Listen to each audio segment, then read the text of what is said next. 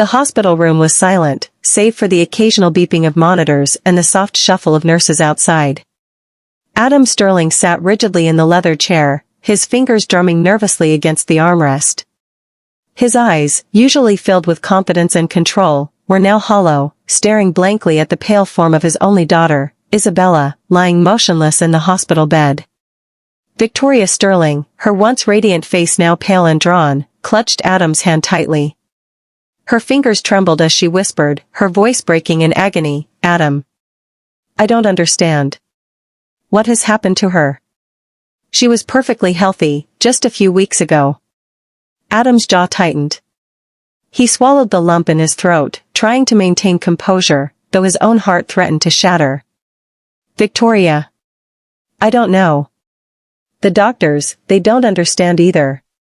They say her body is fighting something they can't even name." His voice was low, hoarse, laden with exhaustion and fear. Victoria shook her head violently, tears streaming down her cheeks. I feel so helpless. Every day, she slips further away. Maybe we should just give up." Her words were nearly a whisper, but the weight of despair hung heavy in the air. "No."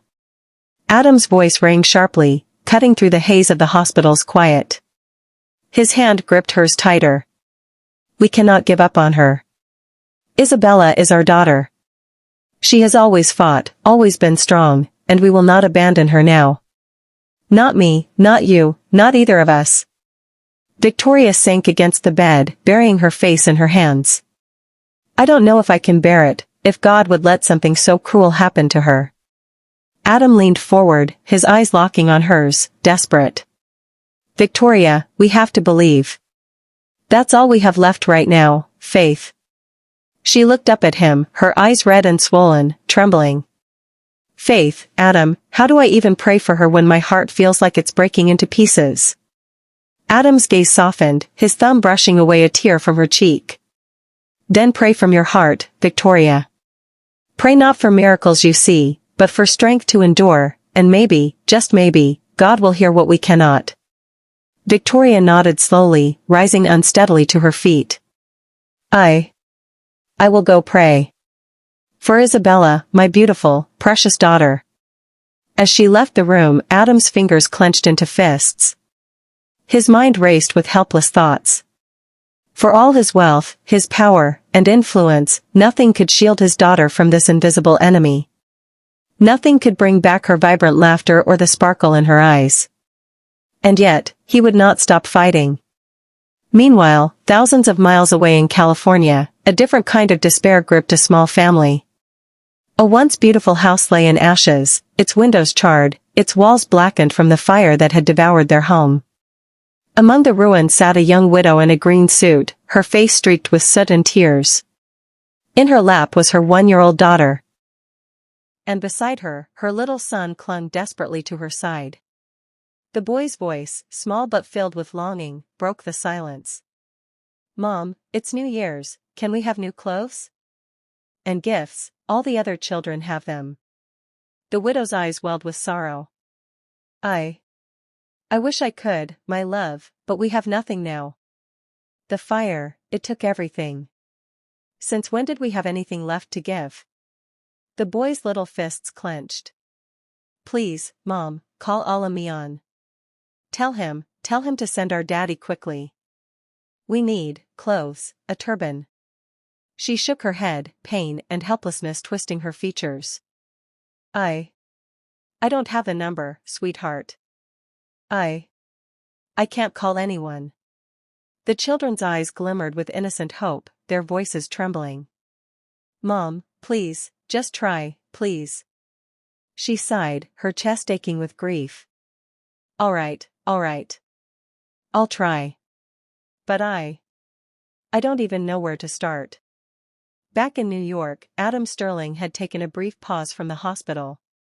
Determined to buy something to cheer Isabella, he walked through the glittering aisles of a luxurious boutique. Each gift, each ornament, reminded him of the innocence he was desperate to protect. The shopkeeper approached him politely. "Looking for anything special today, sir?" Adam nodded, his hands tracing delicate fabrics and shining jewelry. Yes, something for my daughter. Something that reminds her she is loved, no matter what. The shopkeeper smiled warmly, sensing the urgency in his tone. I'll help you find the most beautiful pieces. As Adam sifted through the selections, his phone rang. He picked it up. The voice on the other end was small, hesitant, almost trembling. Hello? Adam said, his tone sharp yet weary. Are you all Mian? The voice was innocent, barely more than a whisper. Please, send my father home quickly. We need to celebrate the new year. We have no money, nothing. Adam paused. His heart tightened as he listened to the child's trembling words. He was a man used to power, to controlling his surroundings, but here, on the other end of the line, was a voice so pure it pierced him to the core. Child, tell me the address. I will come.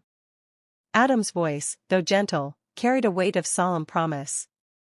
Happiness erupted in the child's voice. Thank you, Allah Mian. Thank you. My father, he will come. Adam hung up, his mind racing. He instructed the store manager to wrap the gifts. His sleek car sped through the streets, carrying him toward a home that had known unimaginable loss. The house he arrived at was still smoldering from the fire, a silent testament to tragedy. Adam knocked firmly on the door. A little girl peeked out, her eyes wide with cautious hope. Son, call your mother, Adam instructed softly. The girl ran inside, returning with her mother, ashen, tired, but her eyes gleamed with wary recognition. The story of loss poured out in tremulous words, the widow recounting her struggles with fire, poverty, and the relentless weight of survival. Adam listened, every word cutting him like a knife. He reached into his pocket and handed her a check, an amount large enough to rebuild their lives. This will help you. Rebuild, start again. The widow's eyes filled with tears, disbelief and gratitude mingling in a silent, heavy pause. Adam Sterling didn't linger. He remembered Isabella. His heart tugged him toward the hospital. He had done what he could here, but the fight for his daughter wasn't over. He arrived back at the hospital, gifts clutched tightly, heart pounding. Pushing open the door, he saw Victoria kneeling beside Isabella's bed, hands clasped in fervent prayer. The girl's breathing was steady now, a soft pink returning to her cheeks. Adam fell to his knees beside Victoria, whispering, "She's coming back to us, Victoria. She's coming back." Tears streamed down Victoria's face. God, thank you for hearing us. Isabella's eyelids fluttered. A soft smile broke across her face as she reached for her parents' hands. Mom. Dad, her voice was weak but unmistakable, filled with life and love. Adam held her close, rocking her gently. We never stopped fighting for you, my darling. Never, not for a single second. Victoria joined them, and the three embraced. The room, once heavy with despair, was now suffused with hope, with love that had endured even the darkest night. Outside, the world celebrated New Year, fireworks exploding in the distance, but inside, a small miracle had unfolded. Dear viewers, if this story touched your heart, please like, comment, and share this video with your friends. Don't forget to subscribe to our channel, Kindness Quest, for more stories that heal, inspire, and remind us of the power of love, hope, and miracles.